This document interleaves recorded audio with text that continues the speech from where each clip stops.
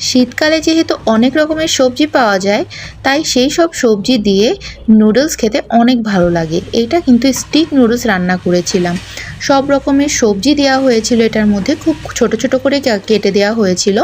আর সবজিগুলো হচ্ছে গাজর, ফুলকপি, ক্যাপসিকাম, পেঁয়াজ আর কাঁচামরিচ ছিল।